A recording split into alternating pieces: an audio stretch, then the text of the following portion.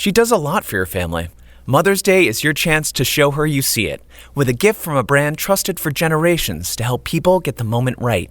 1-800-Flowers. With double blooms from 1-800-Flowers, buy 1 dozen roses and get another dozen for free. It's a bigger gesture, backed by 50 years of experience delivering fresh flowers, so you can feel confident sending something that lands. Show up for her with double blooms at 1-800-Flowers.com/Spotify. That's 1-800-Flowers.com/Spotify. No quedáis los físicos a pegaros, ¿no? No quedamos a pegarnos, pero sí que es verdad que, bueno, disentimos de manera amable. A lo mejor en algún universo paralelo os estáis zurrando, ¿eh?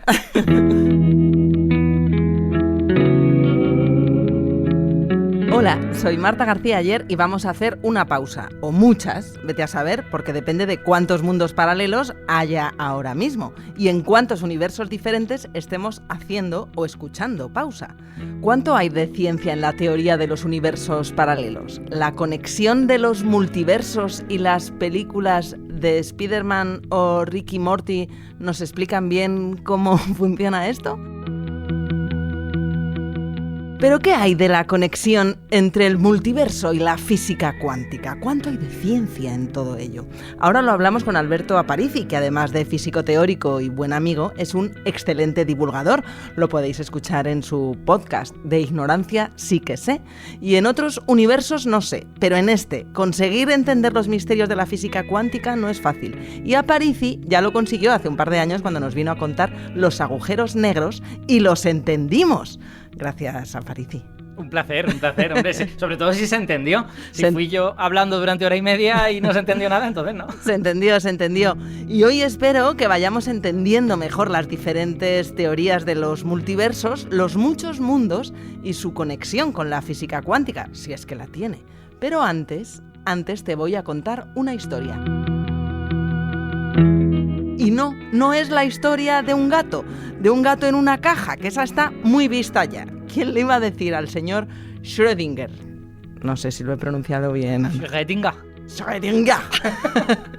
Pues ¿quién le iba a decir al señor Schrödinger?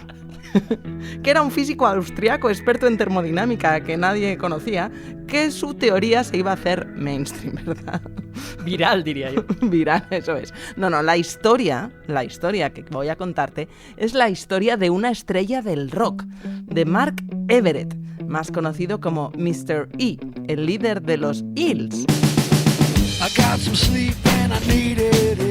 Una exitosa banda de rock estadounidense de los 90 y los 2000 que no sé si te sonará, Aparici.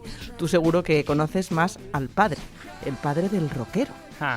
Es posible incluso que conozcas al padre del rockero mejor que el rockero. Efectivamente, el rockero no sabía que existía. Sí, porque el cantante de los Eels es hijo del famoso físico Hugh Everett, que en 1957, cuando era muy joven, elaboró la teoría de los mundos paralelos, uno de esos genios que mueren sintiéndose incomprendidos, y todavía no está claro cómo de genio era, pero de que murió incomprendido no hay ninguna duda.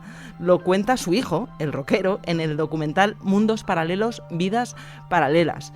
Cuenta Mr. E, el de los Eels, que siempre fue un zote en las matemáticas en el colegio y que se sentía incomprendido por su padre, que era un genio de la ciencia y de la física, pero el padre a su vez se sentía incomprendido por la ciencia.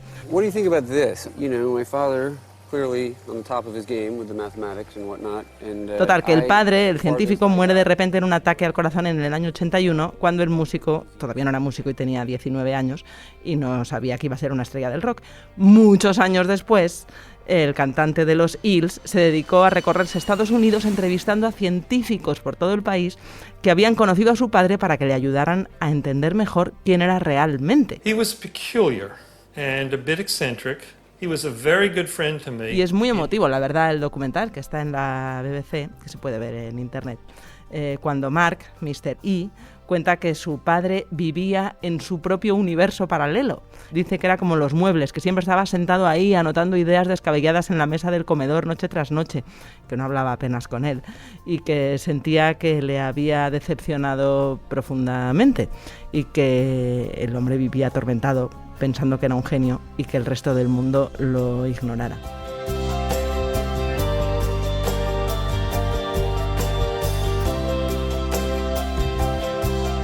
muy curioso ver el documental en el que el rockero va entrevistando eminencias de la física cuántica.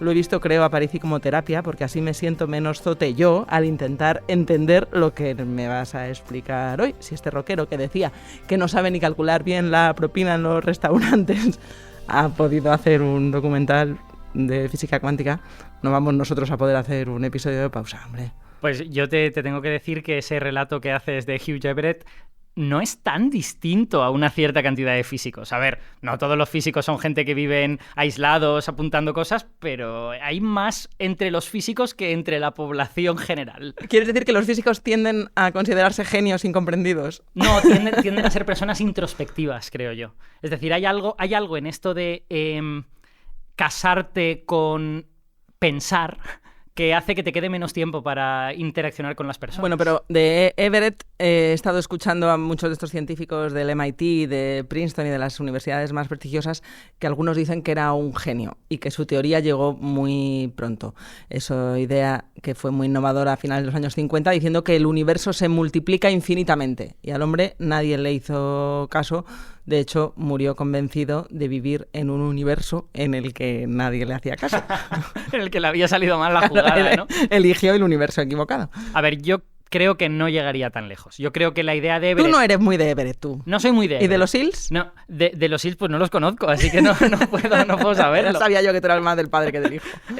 Yo no soy muy de Everett, pero no porque me parezca mal su teoría, sino porque creo que hay mejores alternativas. La teoría de Everett, para los oyentes que no les suene, tú has dicho de los universos paralelos, tiene un nombre estricto, que es la teoría de los muchos mundos. O sea, así es como le llamamos los físicos, la teoría de many worlds o de muchos mundos. Y esa teoría lo que dice es que cada vez que se produce una medida o que se produce una interacción física, el universo se divide entre las diversas posibilidades de esa interacción física. Por ejemplo, yo ahora junto mis manos y aplaudo, pues puede salir una palmada perfecta o puede salir una palmada pues no tan buena. Pues el universo se ha dividido. En un universo he hecho una palmada estupenda y en otro universo he hecho una palmada no tan buena, ¿no? Esta es la idea de Everett. Y esta idea que yo creo que a los oyentes les parecerá un poco innecesaria, en plan de por qué hace falta que el universo se separe en tantas cosas, en realidad, en el marco de la teoría cuántica, tiene todo el sentido del mundo. Si quieres que lo expliquemos, necesito 2 minutitos para explicar 3 cosas de física cuántica. No mucho en este más. Universo vamos sobraos de minutos. Vale, la teoría cuántica es una teoría que puso patas arriba en la física hace ahora 100 años. Estamos de centenario, porque el primer artículo en el que se entendió bien la teoría cuántica fue en julio del 25 y el artículo de Schrödinger fue en enero del 26, o sea que estamos ahora mismo de estricto centenario de la teoría cuántica. Yo todavía estoy atrapada en que no sabemos pronunciar el gato de... Bueno, yo creo que en español todos decimos Schrödinger y ya está, ¿no? Schrödinger, o sea que Pues ni eso decimos bien. Y ya está, no pasa y ahora nada. queremos meternos en los intríngulis de la física cuántica y de la teoría de los muchos mundos. Pues el problema que tiene la teoría cuántica es que en ella pasamos de describir objetos físicos, como puede ser esta taza o como puede ser este micrófono, a describir la información que esos objetos contienen. ¿Vale? Esto es un lenguaje del siglo XXI, no es el lenguaje que usarían Schrödinger, ni Everett, ni nadie de estos. En física cuántica tú lo que tienes es una función de onda, que es básicamente un objeto ondulatorio que puede ondular, que puede moverse por el espacio y por el tiempo y todo esto, y tú a ese objeto le preguntas cosas. Le preguntas cosas del tipo, ¿de qué color es la taza? ¿Cuál es la temperatura de la habitación ahora mismo? ¿Cuál es no sé qué? Y ese objeto contiene esa información y te la da. ¿Vale? De maneras matemáticamente complicadas que no vamos a explicar aquí hoy. El problema es que cuando esos objetos, la función de onda que representa la taza, interacciona con otros, como por ejemplo la función de onda de Alberto, ¿vale? Parte de esa información se pierde. Yo ahora mismo no sé cuál es la temperatura de la taza. La toco y digo, está fresquita, ¿vale? Pues antes de tocarla, ahí estaba contenida la información de las posibles temperaturas que podía tener, con sus probabilidades. Algunas eran más probables que otras. Esto es improbable que esté a la temperatura del Sol, digamos, ¿vale? Pues cuando yo la toco, todas esas informaciones desaparecen. Solo queda la de «está fresquita», ¿vale? Pues Hugh Everett encontró una forma de entender por qué ocurría eso. Porque en física que las cosas desaparezcan en general es mala noticia. O sea, si tú tienes algo y simplemente desaparece, eso en física no se lleva bien. La energía no desaparece, el momento no desaparece, hay toda una serie de cosas conservadas, ¿no? Dices, ¿por qué va a desaparecer la información en el momento que yo toco la taza? Pues Hugh Everett dijo, tranquilos, no pasa nada. Lo que ocurre es que el universo se ha desdoblado y hay un universo en el que Alberto ha dicho, qué fresquita, y hay otro universo en el que Alberto ha dicho, ¡uf! ¡Me he quemado! Y hay otro universo en que le parecía que estaba tibia, ¿vale? De manera que esa información no se pierde, sino que se divide entre varias ramas del universo. Esa es la idea de Everett. La idea de los muchos mundos sirve para entender a dónde va la información en teoría cuántica. Fíjate que es súper diferente a lo que hablamos cuando estamos viendo una peli de Marvel o algo por el estilo. Las pelis de Marvel, la gente viaja a los otros universos a hacer cosas. Bueno, Spider-Man es Claro. un jaleo. ¿Cuántos Exacto. Spider-Man hay? This is all of us, all of our lives woven together in a beautiful web of life and destiny. Spider-Man, el Spider-Verso es exactamente lo mismo. A mí me gusta muchísimo, por cierto, la primera película de Spider-Man, creo que es súper buena. Pero en los universos de Everett, uno no puede viajar del uno al otro. Yo ya estoy en la rama en que la taza estaba fresquita. Y te quedas en ese universo. Y me quedo en ese. Y es necesario porque en el momento en que yo ya no tengo acceso a la otra información, esa información se ha perdido en mi rama para siempre. Si yo pudiese viajar a las otras ramas, sería como poder viajar al pasado o cosas... Pero a lo mejor no hemos encontrado todavía la puerta o la ocasión. En el fondo, Everett ni siquiera está seguro, y él mismo lo dice, ¿eh? Ni siquiera está seguro de que esos universos sean físicos. Pueden ser unos universos filosóficos que me permiten a mí entender esta manera en que la teoría cuántica contiene la información. De hecho, es una de las críticas que les hacen, ¿no? Porque hay físicos que lo consideran un genio y otros, yo te veo a ti torcer un poco el gesto, que lo consideran metafísica disfrazada de ecuaciones. Que, Efectivamente, ¿no? a mí... es más filosófico que otra cosa. A ver, yo creo que Everett era un tío brillante, pero creo que su teoría tiene maneras mucho más sencillas de realizarse. O sea, a lo mejor simplemente es que la teoría cuántica lo que contiene es las posibilidades de la información del mundo. Y en el momento en que tú averiguas una de esas informaciones, pues simplemente las otras eran posibilidades falsas y por eso desaparecen. Desaparecen, digamos, de tu manera de describir el mundo. Esto es el problema de las interpretaciones de la teoría cuántica. La teoría cuántica tiene como una veintena de interpretaciones diferentes, de la cual la de Everett es solo una. ¿Vale? Y no es tu favorita. No es mi favorita. No lo es. Porque yo soy muy ocamiano, yo soy de Guillermo de Ockham, cuando decía aquello de los entes de razón no deben aumentarse sin necesidad. La navaja de Ockham, famosa. Entonces, a mí que Everett cree no sé cuántos universos cada vez que alguien toca una taza... Ya pensé que me ibas a decir, yo soy más de Whitney Patrol en 2 vidas en un instante, ¿no? Que oye, ahí hay física cuántica también. No sé si te acuerdas de esa peli. No, la verdad es que no. Depende de que coja el metro, creo que era la historia, descubre que su novio le está siendo infiel o no. What? Everything that you liked, Elton John. I do sometimes. Y entonces son vidas, universos paralelos totalmente distintos, Vale. dependiendo de cuál de las opciones ¿Sabes? vive. Esto no sé si es meternos en honduras filosóficas, pero lo cierto es que esto que acabas de describir, de que dependiendo si coges el metro o no, descubres una cosa o no, pues eso no necesita la teoría cuántica para nada. Hombre, Eso... si esa otra tú va viviendo esa vida paralelamente, Sí. entonces Claro, sí, ¿no? Si esa otra... Claro, el problema es si eso existe o no existe. Que ahí es donde está el debate, porque Everett te diría que las ramas de El gato, esto es lo del gato. Si no abrimos la caja, todo Claro. es posible a la vez. Bueno, lo del El gato de este señor austriaco cuyo nombre ya no voy a pronunciar. El gato de Schrödinger es este experimento mental que Schrödinger hizo para tratar de demostrar que la teoría cuántica era errónea. O sea, cuando la teoría cuántica dice cosas... Estos son piques entre físicos. Claro. Es que cuando yo te he dicho que antes de tocar esta taza, el objeto matemático que describe esta taza cuánticamente está como en todas las posibilidades a la vez, está la taza fresquita, está la taza caliente, está en todas, ¿vale? Eso se llama estado de superposición. Y cuando tú lo tocas o mides, eso hace que colapse esa función de onda y ya solo queda esta fresquita, ¿vale? Y no quedan todas las demás. Pues eso a gente como Schrödinger le molestaba infinito, pero muchísimo. Entonces creó este experimento mental en el cual uno tenía un átomo en uno de esos estados de superposición, porque los átomos sí se sabe que pueden estar en estado de superposición, las tazas no los hemos puesto todavía en estado de superposición, y ese átomo, si se desintegraba, liberaba un veneno que mataba a un gato que estaba dentro de la caja. Si no se desintegra, no se libera el veneno y el gato está vivo. Pero tú no sabes si el átomo se ha desintegrado o no, porque está en esa superposición. Tú no tienes esa información, te falta información. Has de abrir la caja para encontrar esa información. En la interpretación que había en el año 35, que es cuando Schrödinger hizo este artículo, lo que decían era que el universo estaba en las dos posibilidades al mismo tiempo. Por lo tanto, que el gato estaba vivo y muerto al mismo tiempo. Cuando Schrödinger hizo su artículo, lo hizo para evidenciar que eso con un átomo te atreves a decirlo, pero con un gato no. Por lo tanto, algo debe de estar mal en esa idea.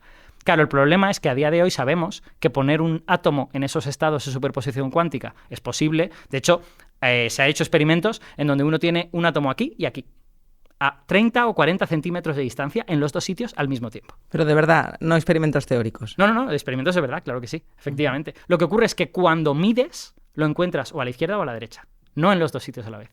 Es este problema que Schrödinger tenía. Esto del gato, Sí. que nos encanta entenderlo bien porque en realidad todos lo usamos y lo usamos mal, lo cuentan muy bien en una peli que creo que esta sí que te convence más que ¿Qué la de es? Whitney Paltrow, la de Coherence. Ah, Coherencia. Sí, la vi hace tiempo. Es una peli de ciencia ficción muy interesante. Y bueno, y plantean esto. De hecho, en una escena, uno de los personajes coge un libro de física que está metido en el guión así un poco con calzador Sí, para poder el explicar. No, es que hermano, mi hermano me ha dejado el este primo de libro". alguien, no me acuerdo. Porque esa noche hay un cometa y entonces digamos que es lo que puede desencadenar las cosas extrañas que empiezan a pasar en esa casa, que me recordaba un poco a los amigos de Peter, pero En física cuántica. física cuántica, sí.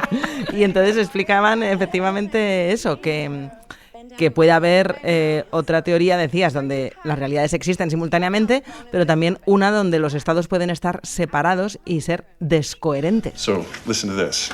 This is what he's written. There is another theory that two states continue to exist separate and decoherent from each other, each creating a new Que la branch palabra of reality descoherentes me encantó, no la conocía. Que, Es una palabra del siglo XXI. Esa tampoco la habría entendido Schrödinger. No se hablaba así en esa época.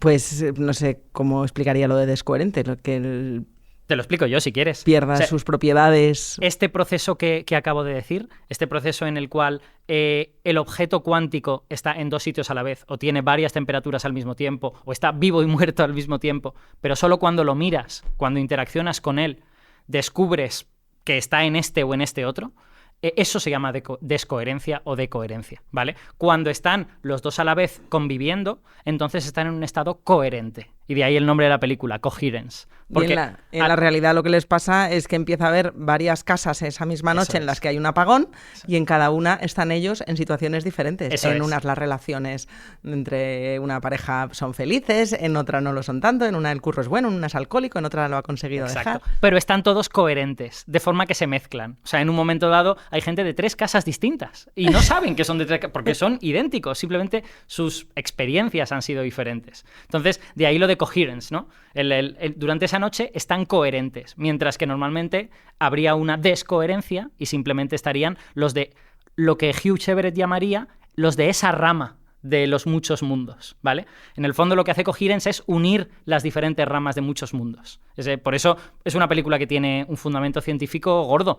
A mí debo reconocer que dramáticamente no me encantó la peli, pero creo que a nivel de tener una idea de ciencia ficción está muy guay. No son todos los días, no todos los días ocurre que alguien tiene una idea de ciencia ficción novedosa. Una peli de ciencia ficción que transcurre, es súper teatral, en una casa. Vaya, bueno, en varias que son la misma. Sí, pero son la misma. Eso que se ahorran en escenografía graba. con la teoría de los muchos mundos. Sí. Entonces hay que pensar que en realidad cuando hablamos de multiversos no estamos hablando siempre de la misma cosa. Porque hay veces que cuando uno dice multiverso está hablando como una especie de burbuja separada de nuestro universo a la que quizás se podría viajar a través, pues yo qué sé, de un agujero de gusano como en Interstellar o de otras maneras, mientras que cuando hablamos de física cuántica estamos hablando de otra cosa. Estamos hablando del espacio de las potencialidades, el espacio de las posibles valores que pueden tener las magnitudes físicas y que la teoría cuántica te dice que pueden convivir todos a la vez hasta que alguien interacciona, hasta que alguien mira, hasta que alguien mide. Y ese proceso, que se ha llamado de varias maneras a lo largo de la historia, primero fue colapso, el segundo fue descoherencia, ¿vale? Ese proceso es un poco misterioso todavía. Y yo creo que es el que nos hace discutir más a los físicos. Yo no conozco 2 físicos que no hayan discutido nunca sobre cómo ocurre ese proceso de la pérdida de la información, que tanto preocupaba a Everett y a Schrödinger, a los dos. ¿Tú crees que esta inflación de mundos venga a multiplicarse? No. Es que creo que hay maneras más sencillas de explicar ese proceso. Es decir, en lugar de decir que tiene que haber una realidad distinta con todos sus átomos y todas sus estrellas y todas sus cosas para cada una de las posibilidades, creo que más bien la teoría nos está hablando de que la información es un objeto físico. Nosotros creíamos que el objeto físico era la taza. Pues no. El objeto físico son las propiedades físicas de la taza. Y ese objeto físico se mueve ondulatoriamente, interacciona con otras ondas de otros objetos físicos. Claro, nosotros siempre habíamos pensado que la información era una cosa que estaba en nuestra cabeza, que era algo que nosotros medíamos y en nuestra cabeza apuntábamos energía igual 45. Pues la teoría cuántica nos viene a decir que no, que esa información es un objeto físico por sí mismo. Y de hecho interacciona consigo misma, interacciona con otras cosas. Claro, si ahora tú me preguntas, y Alberto, ¿eso qué significa exactamente? O sea, ¿la taza que yo veo es un objeto físico o es la información de la taza? Pues ahí entramos ya en el terreno de la filosofía. Y el terreno de la filosofía... Ah, y le dejáis el marrón a los filósofos. No, en absoluto, en absoluto. El terreno de la filosofía es el terreno de las interpretaciones. Entonces, el que prefiera interpretar eso como que el mundo se está desdoblando, bien por él. Yo prefiero interpretarlo como que la información del mundo la estamos actualizando continuamente y de alguna forma la física cuántica de lo que nos habla es de lo que nosotros subjetivamente, como observadores, estamos viendo. Aunque seguramente gente me pegaría por esto, ¿eh? Hay otra gente, hay directamente físicos agnósticos en este sentido. Hay físicos que dicen, dejad de discutir sobre estas chorradas. Simplemente calculad cosas y haced experimentos guays que nos lleven a avanzar la tecnología y dejaos de tonterías. Que son los moderaditos de los físicos, ¿o cómo? No, en realidad fueron... El típico físico equidistante. Fueron el mainstream durante muchos años. A día de hoy yo creo que esa escuela está de capa caída. Oye, pero en todo a la vez, en todas partes, que Ajá. es un peliculón. Es un peliculón. No sé cuánta física cuántica hay, pero es un peliculón y hay mundos paralelos simultáneos que tienen su intríngulis. A mí me gusta toda la vez en todas partes porque mezcla lo mejor de las posibles ideas de multiversos que hay por ahí. Por un lado... Está bien tirada, ¿no? Sí. En toda la vez en todas partes, para los que no lo hayan visto, hay una persona que puede contactar con otros universos en donde ha hecho elecciones diferentes. I'm not your husband, and he's not the one you know. I'm another version of him from another life path, another universe. I'm here because we need your help. Con lo que en realidad se parece a lo de Hugh Everett, ¿no? Se parece a esta ramificación del universo. Pero no solo puede contactar, sino que puede viajar a ellas. Pero lo divertido está en que lo hace con cuestiones absurdísimas, Sí, ¿no? Que sí, puede sí. ser sonándose los mocos Sí. o Efectivamente. o quitándose un zapato. When we leave this elevator, you can either turn left towards your scheduled audit appointment, or you can turn right and go into the janitor's closet. La película es una sátira, pero hay una cosa que a mí me encanta, que es que la película considera la posibilidad de que haya universos en donde las personas no existan. Y hay otras El de las piedras. El de las piedras. Eso es buenísimo. Parece maravilloso. Ellas dos se convierten Madre e hija. Madre e hija se convierten en dos piedras al borde de un precipicio que pueden de alguna forma comunicarse, pero no pueden moverse, ¿no? Entonces, yo siempre digo que en el cine tendemos a humanizar los multiversos. Mientras que yo, como físico, cuando pienso en irme a otro universo que sea otra burbuja con otras leyes físicas, lo que pienso es, bueno, probablemente aquello esté súper caliente y muera inmediatamente, o ni siquiera existan las partículas de las que yo estoy hecho, ¿no? Y eso nunca se tiene en cuenta. Los Vengadores, cuando se van a otro universo, no son desintegrados. O sea que hemos sido engañados por Marvel. Bueno, tenemos unos universos que nos permite contar historias sin matar a los protagonistas, digamos. Bueno, no, ya que el tío de Spider-Man muere todo el rato, la tía, ¿no? Sí, siempre. sí, efectivamente. Que había muchos multiversos, pero... Me suena, en las películas no, pero me suena que en los cómics hay algún multiverso en el que la tía no muere y es todo está mal en ese universo. O sea, como los malos ganan, es terrible, ¿no? O sea... Hay que matar a la tía. De alguna forma parece que dice eso, sí. Los guionistas.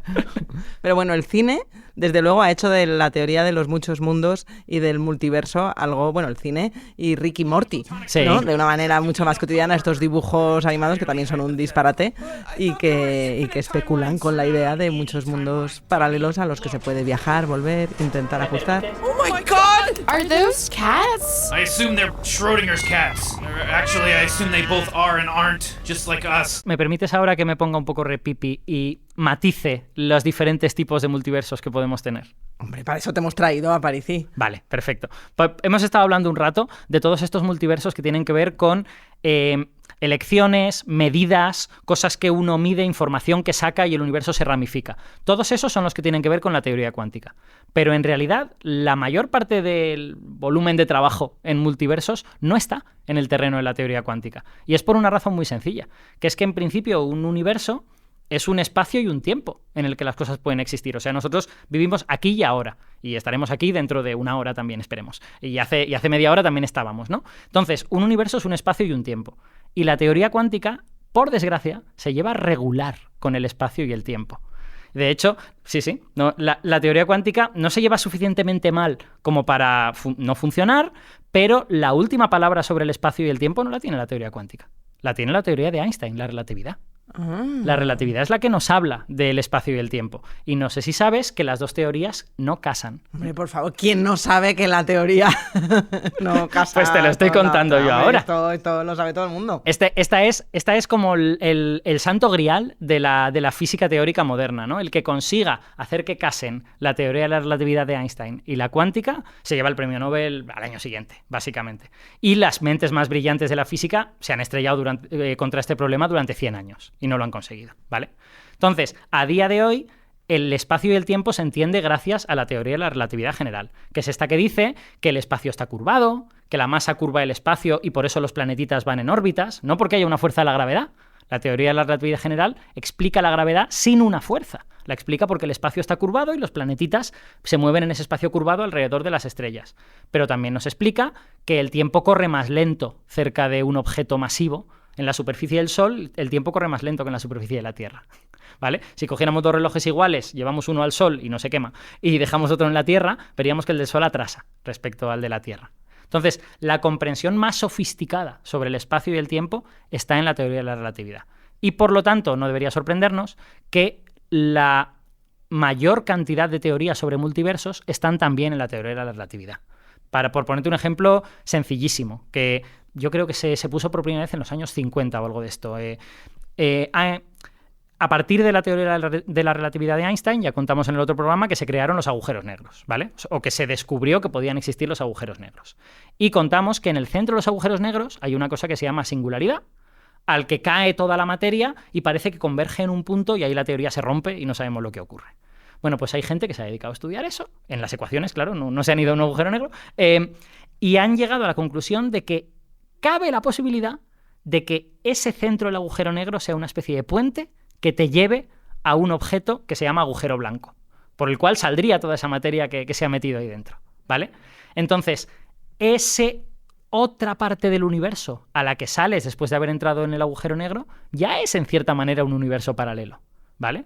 No está claro, depende del sabor de la teoría que cojas, si está en este universo en el que estamos nosotros o si está en otro, pero podría estar en otro sin ningún problema. Entonces, fíjate cómo la teoría de la relatividad, gracias a pensar sobre qué cosas le pasan al espacio y el tiempo, es capaz de generar otros espacio-tiempos, otros universos en donde podríamos vivir. Yo es que lo que sé de la física cuántica lo he aprendido entre Christopher Nolan y tú. O sea, yo no.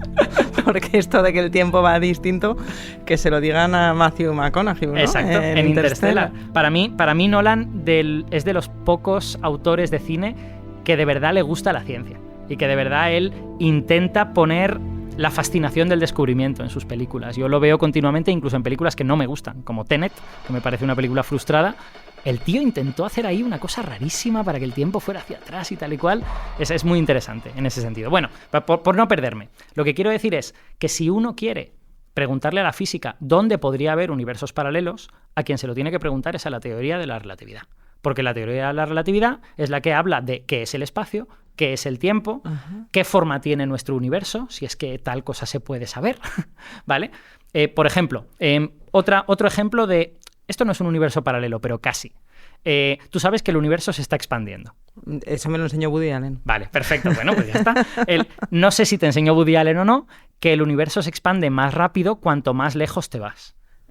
Acuérdate de esa escena mítica de Annie Hall en la que él está recordando cuando es niño y está atormentado en la consulta y dice, es que el universo se expande. Well, the universe is everything, and if it's expanding, someday it will break apart, and that will be the end of everything. Y la madre le da un cosito y dice, esto es Brooklyn y aquí no se expande. Bueno, Brooklyn pues, no se expande. Para beneficio de nuestros oyentes diré que el espacio que nos separa a Marta y a mí se está expandiendo, pero está expandiendo poquísimo. Yo una vez me hice el cálculo y el cálculo es que el espacio entre Valencia y Madrid se expande unas pocas micras al año. Muy, muy poquito. Como es tan poco, la cohesión que mantiene unidos los átomos de la Tierra hace que no nos enteremos. Perdona, una vez hiciste el cálculo, seguramente mientras estabas en el AVE de Madrid-Valencia, ¿no? Que tú ese viaje lo haces mucho. Sí, lo hago mucho, ¿no? Creo que lo hice para hablar de ello en La Brújula con Carlos Alsina, si no recuerdo mal. Pero me llamó la atención y me lo aprendí. En cambio, el espacio que hay entre la Tierra y el Sol se expande un poquito más rápido. Todavía no es suficientemente rápido como para que la expansión del universo separe la Tierra y el Sol. La gravedad mantiene la Tierra y el Sol unidos. El espacio que separa a la Tierra del otro lado de la galaxia se expande más rápido todavía. ¿A qué se debe esto? Se debe a que cada centímetro del espacio en el que vivimos está expandiéndose. Entonces, si hay entre tú y yo, no sé, 120 centímetros, pues se expande a esa velocidad por 120. Pero si entre yo y el núcleo de la galaxia hay no sé cuántos 1.000 millones de centímetros, pues se va a expandir mucho más rápido, ¿vale? Entonces, ¿por qué te cuento todo esto? Te lo cuento porque cuanto más lejos nos vayamos, más rápido se expande el universo. La galaxia Andrómeda, que está a 2,5 millones de años luz, también se expande el universo entre nosotros, pero la gravedad que une nuestras galaxias es suficiente como para que Andrómeda no se esté alejando de nosotros. Andrómeda está juntita con nosotros. Pero cuando nos vamos a 10 millones de años luz, ahí ya no hay manera de evitarlo. Pero es que, Aparici, tú me quieres llevar al huerto de la relatividad. Claro. Todo el punto al que yo quería llegar es que si te vas lo suficientemente lejos, va a resultar que el universo se expande más rápido que la luz, que la velocidad de la luz. Y esto es un problema, porque cuando llegas suficientemente lejos, cualquier cosa que coloques allí, este crecimiento de los centímetros del espacio va a hacer que aquello se mueva más rápido que la velocidad de la luz para afuera, lejos de nosotros. Quiere decir que más allá de cierta distancia, todo lo que hay ahí jamás lo vamos a poder alcanzar, porque nunca podremos movernos más rápido que la luz. Nosotros estamos limitados a movernos a velocidades inferiores, lo cual quiere decir que hay una burbuja alrededor de nosotros en el universo, más allá de la cual jamás sabremos lo que pasa ahí. Eso se llama el horizonte cosmológico. Y más allá de esa burbuja debe de haber universo, pero es un universo al que jamás podremos viajar, fíjate. ¿Es un universo paralelo ese? Hombre, pues no sé. Es este, pero está dramáticamente separado de nosotros, ¿no? O sea que fíjate cómo universos paralelos pueden ser cosas muy distintas en física, cosas muy variadas y no solo lo que solemos tener en mente. Que no son muchos Spider-Man repartidos por los diferentes universos, ¿no? Claro, efectivamente. A ver, hay una teoría que permitiría que fuese posible. Es una teoría que te puedo explicar ahora. ¿Teoría científica? Sí, teoría científica, que te puedo explicar ahora que te he contado la expansión del universo. Esa teoría se llama la inflación eterna. Y básicamente consiste en lo siguiente. Sabemos que al inicio del universo, al inicio es antes de que tuviera un segundo de vida, era muy, muy jovencito, el universo se expandía más rápido que la velocidad de la luz. El espacio, cada centímetro del espacio se estiraba más rápido que la velocidad de la luz. Ningún objeto se movía más rápido que la velocidad de la luz, porque el espacio no es un objeto. El espacio es otra cosa, es otro tipo de actor. Ese periodo de expansión más rápido que la luz se llama la inflación, ¿vale? Entonces tú cogías dos objetos y esos empezaban a moverse más rápido que la velocidad de la luz y se alejaban muy rápido. Nosotros vivimos en este universo porque aquello paró en un momento dado. La inflación duró unas fracciones de segundo y paró y pasó a expandirse el universo a una velocidad más moderadita y más normal, que es a la que nos expandimos ahora, ¿vale? Bueno, pues hay una teoría muy razonable que lo que dice es: no sabemos por qué paró esa expansión tan rápida. No sabemos por qué paró la inflación. ¿Quién nos dice que no vivimos en un universo que está inflándose continuamente y en él se crean pequeñas burbujitas en donde la expansión se cala? Y esas pequeñas burbujitas son universos. ¿Y no fue el Fondo Monetario Internacional Interestelar el que paró la inflación? Parece que no. No hay evidencia científica de que tal cosa haya ocurrido. Están los bancos centrales ahí fibrilando con la teoría de la inflación eterna. Pero fíjate que esta idea es muy interesante, porque lo que viene a decir es, igual nosotros solo somos una burbujita que dejó de expandirse tan rápido en medio de un mar gigante que se está expandiendo rapidísimo y en el que van a salir otras burbujitas que se expanden también más lento, pero están rodeados de agua, entre comillas, que se expande más rápido que la luz, con lo que esas burbujitas jamás se encontrarán. Estarán siempre separadas por distancias siderales. Me parece muy bonito, porque te permite que haya estas burbujas que son universos distintos en un entorno más grande, ¿no? En algo que a veces se ha llamado el preuniverso o algo por el estilo. Y esa teoría, a mí es la teoría de universos paralelos que más me convence. Creo que es la que más sentido tiene porque está basada en cosas que sabemos que han ocurrido. La inflación sabemos que ha ocurrido, la expansión del universo sabemos que ocurre. Sabemos que paró en algún momento, aunque no sabemos por qué. Así que bueno, más o menos dentro de lo que sabemos, eso encaja. O sea que científicamente confirmado no está, pero plausible es que haya universos paralelos. Otra cosa... ¿Inflación cómo era? Inflación eterna. La inflación eterna de los... La inflación eterna, se llama así. Es la teoría de la inflación eterna. Bueno, y otra cosa, es una pregunta distinta, es que podamos viajar a esos universos. Porque en este diagrama que te he señalado, entre nuestra burbuja de universo y otras, hay un espacio que se está expandiendo más rápido que la luz. Y por lo tanto nosotros jamás vamos a poder atravesarlo porque no podemos movernos más rápido que la luz. Entonces hay gente que lo que está pensando es si podría haber como atajos, agujeros de gusano, cosas raras que unan eso, pero a priori eso no sería lo normal. Lo normal sería que los universos paralelos viviesen sin poder saber el uno del otro durante toda la eternidad. No sé si esto te satisface o no te satisface, porque claro, no permite hacer una película de Marvel. ¿Y crees que también hay mucho de publicidad o realmente el potencial es tan enorme desde el punto de vista de la ciencia con la computación cuántica? Con la aplicación de... Porque también estamos escuchando ahora en tecnología mucho desarrollo de cómo los ordenadores cuánticos lo van a cambiar todo. Yo tuve ocasión en Google de tener uno del chip Willow. El famoso que alcanzó la supremacía cuántica. Exacto. Creo que fue en el año 22, 23, no me acuerdo. Sí, y están ahora desarrollando más y bueno, nos reunieron a un grupo de periodistas y podías tener entre tus manos un pedacito de ese chip cuántico que cuando te veo que te da la risa, pero a mí me lo enseñaban como una cosa muy seria que va a cambiar el curso de la historia y yo quiero que tú me cuentes cómo lo ves. A ver, es una gran tecnología, va a ser muy útil, pero no va a cambiar la historia como nos están diciendo, claramente. Y te puedo dar 2 razones buenas para ello. Razón número 1 es que hacer un ordenador cuántico grande, en el cual que tenga capacidad de computación suficiente como para poder batir a los ordenadores clásicos, es muy difícil y tecnológicamente no se ha conseguido a día de hoy. Tú necesitas temperaturas muy bajas porque, mira, me viene bien que hayamos explicado física cuántica antes, porque para que el ordenador cuántico funcione bien, tú necesitas que se mantenga la coherencia. ¿Qué quiere decir que se mantenga la coherencia? Pues que todos esos chips cuánticos que hay dentro del ordenador tienen que estar sin interaccionar de manera brusca entre ellos y pudiendo hablar los unos con los otros, hablar entre comillas, de la manera adecuada, ¿vale? Eso solo ocurre a temperaturas bajísimas y no se ha conseguido para un dispositivo lo suficientemente grande. Algún día se conseguirá, no tengo ninguna duda de que eso se va a conseguir. Es una cuestión de encontrar la manera. Pero incluso cuando se encuentre, tenemos un problema adicional, que es verdad que la manera cuántica de computar, que si quieres luego te esbozo cómo funciona, pero no hace falta, simplemente para algunos problemas es muy rápida, ¿vale? La manera cuántica de computar es muy buena para resolver ciertos problemas, pero la realidad pura y dura es que solo es muy buena para resolver 2 o 3 problemas. Todos los demás, los ordenadores de toda la vida, son mejores. Y esto es lo que la gente de la computación cuántica no te cuenta.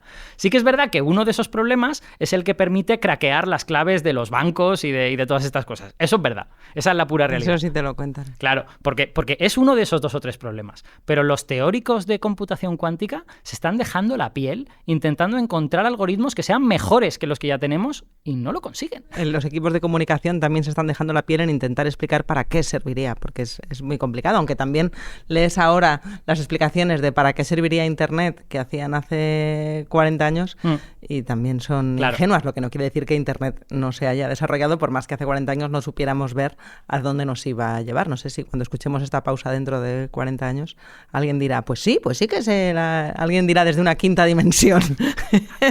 Yo estoy convencido de que eso va a pasar. Es decir, claramente es una forma nueva de tratar la información. El hecho de lo que hemos contado antes, que un solo objeto, en este caso un chip en un ordenador, pueda contener información no solo de ese chip, sino de los 50 chips que tiene alrededor, eso tiene que servir para hacer algo de forma muy potente.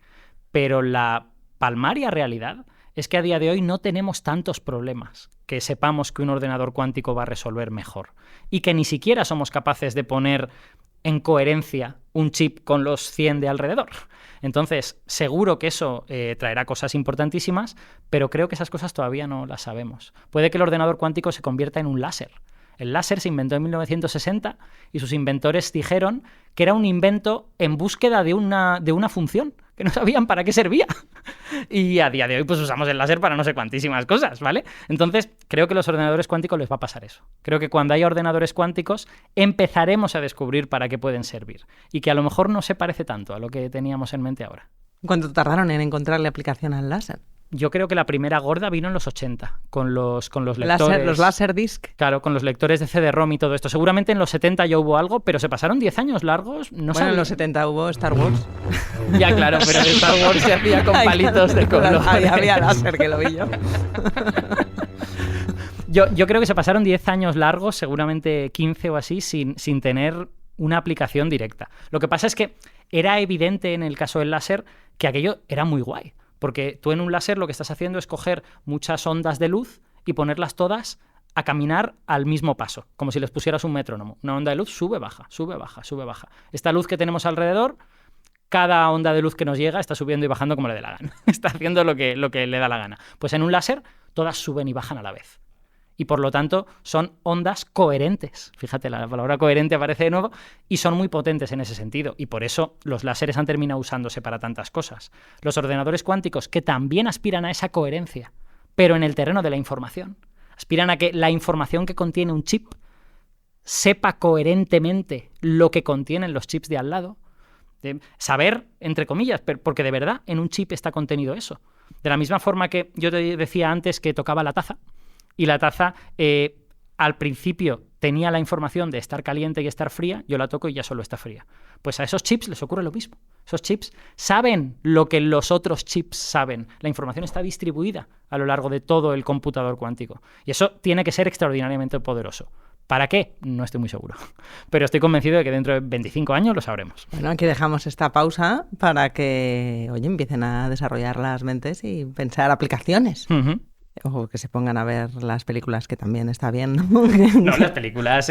A ver, a mí hacer ficción me parece guay, pero me resulta más satisfactorio como científico cuando la ficción tiene una idea que es diferente, ¿no? Por eso Coherence, que yo creo que no es la mejor película de todos los tiempos, ni siquiera la mejor peli de ciencia ficción de todos los tiempos, es una peli que tiene una idea chula.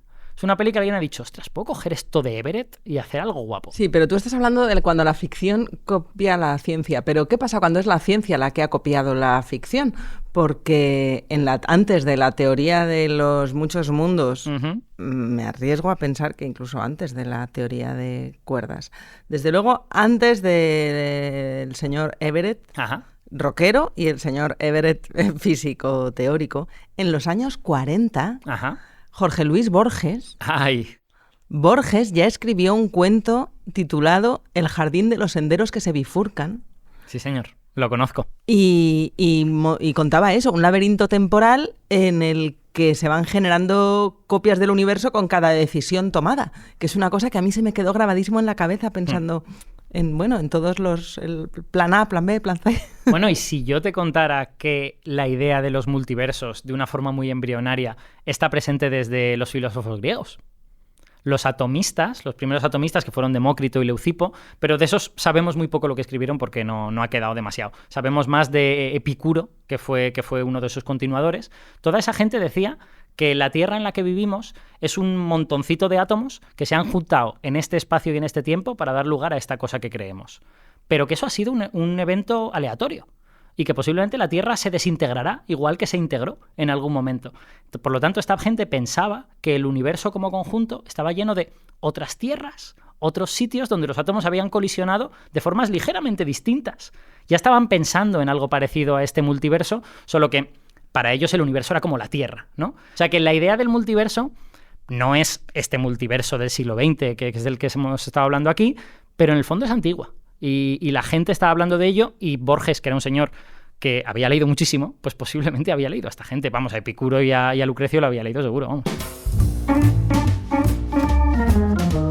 Vamos a tener que terminar, Aparici. Ay, qué pena. Porque te veo cada vez unas micras más lejos y me está dando cosa verte cómo te expandes. El universo quiere separarnos, Marta. No puede ser esto. Vamos a tener que luchar contra ello. Pero, ¿sabes? Es muy de multiverso lo de ponerse a luchar. Contra las leyes de la física. Pero bueno, puedes venir a pausa cuando quieras. Espero que Valencia no se siga alejando mucho.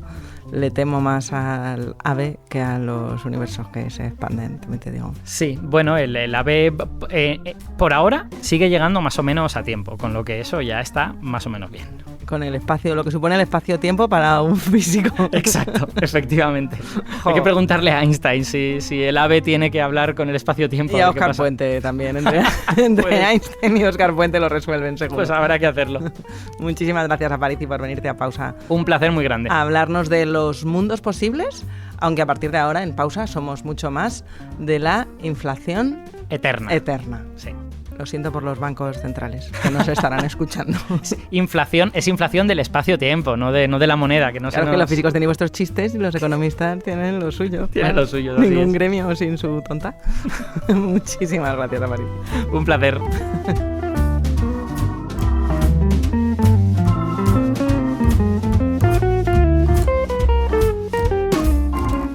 Pausa, el podcast semanal del Confidencial, presentado y dirigido por Marta García Ayer, con la realización y el diseño sonoro de Ana Schultz, la asistencia técnica de David Fernández Marcos y la coordinación de Antonio Martín.